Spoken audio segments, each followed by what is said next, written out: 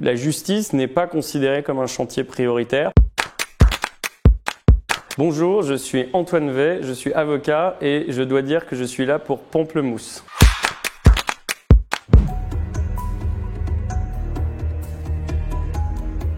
Ce qui est un peu triste, c'est de ne pas être capable d'organiser par exemple des enquêtes sur la police qui ne soient pas réalisées par des policiers, qui ne soient pas d'une certaine façon instrumentalisées. Il y a un pouvoir des syndicats de police dans la communication qui est extrêmement fort. On est encore une fois dans un rapport de force qui tourne forcément envers ceux qui sont forts, c'est-à-dire les policiers. C'est une vraie question parce que il faut le supprimer mais le remplacer par quelque chose de mieux. En réalité, ce qui est dommageable avec l'IGPN, c'est que dans l'opinion, il est assimilé à la police et donc on pense que c'est la police qui enquête sur la police.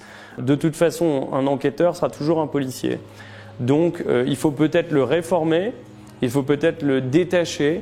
Objectivement, c'est compliqué. Après, j'ai jamais été moi très convaincu des décisions de l'IGPN, mais je pense que dans l'IGPN, il y a des gens qui essayent vraiment de faire leur travail et que c'est pas facile quand on est policier d'enquêter sur des policiers.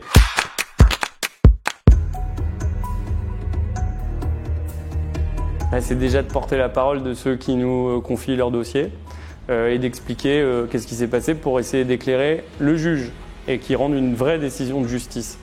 C'est ensuite de rappeler à l'opinion publique que les règles de droit ne sont pas forcément toujours faciles à comprendre, mais elles ont toujours un intérêt à être respectées.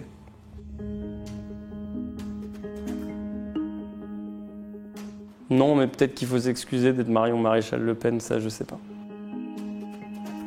Alors je ne serai jamais Castaner en fait, donc c'est impossible, je peux pas, c'est comme Michael Jordan, c'est pas moi quoi. L'un des deux est un grand champion. Contrairement à certaines autres démocraties, le droit et la justice n'est pas placé en priorité. On l'a vu pendant la crise du Covid où on est capable d'aller faire nos courses au supermarché mais on n'est plus capable d'assurer des audiences. La justice n'est pas considérée comme un chantier prioritaire. Un pays dans lequel on ne peut plus faire confiance à l'appareil de l'État pour trancher des litiges, c'est déjà un pays qui ne va pas très bien. Quand on a 1% de PIB alors que les autres démocraties y consacrent 5%, il n'y a effectivement pas de recette magique.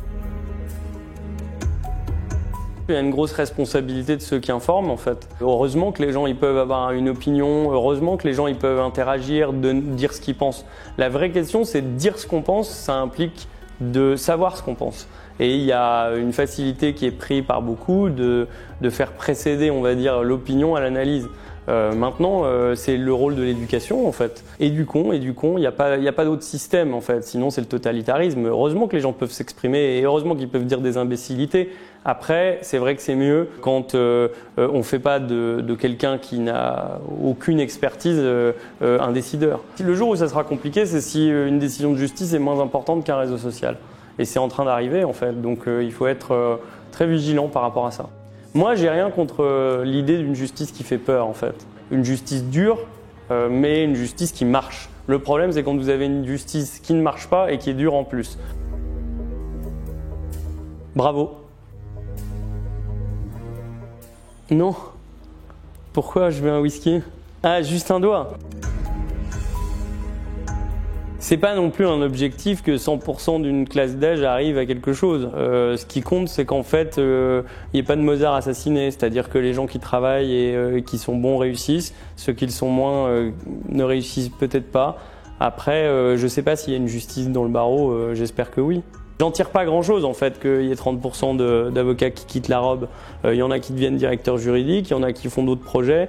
Je sais pas si c'est la profession qui les expurge. La profession d'avocat, elle vous offre le droit de rêver. En fait, vous rentrez au barreau, vous gagnez 500 balles, mais vous avez le rêve d'un jour gagner beaucoup d'argent. Vous avez une affaire de merde, mais vous avez le rêve d'en avoir des très belles. Donc en fait, ça, un salarié, il n'a pas.